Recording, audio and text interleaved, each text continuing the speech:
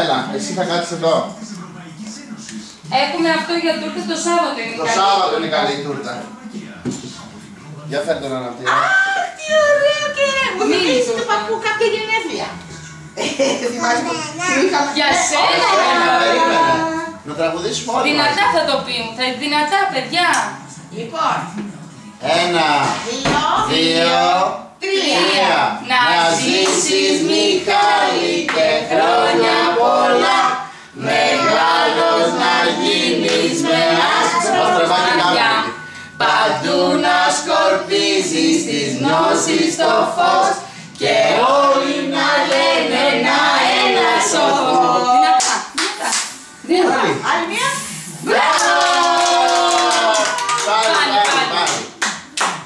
Στα αγγλικά τώρα. Yes! Happy birthday to you. Happy birthday to you. Happy birthday, dear Kylie. Happy birthday to you. Δυνατά.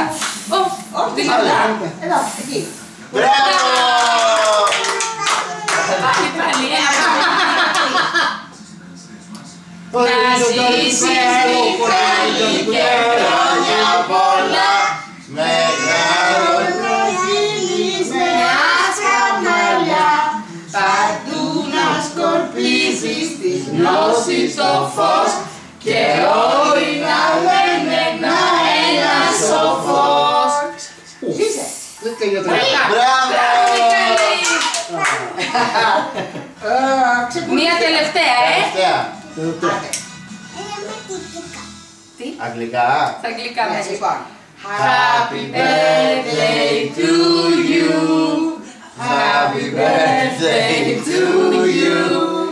Happy birthday, Michali. Happy birthday to you. Είσαι σωστά. Μπράβο! Τώρα θα πάω το γλυκό. Χάλασε, δεν είναι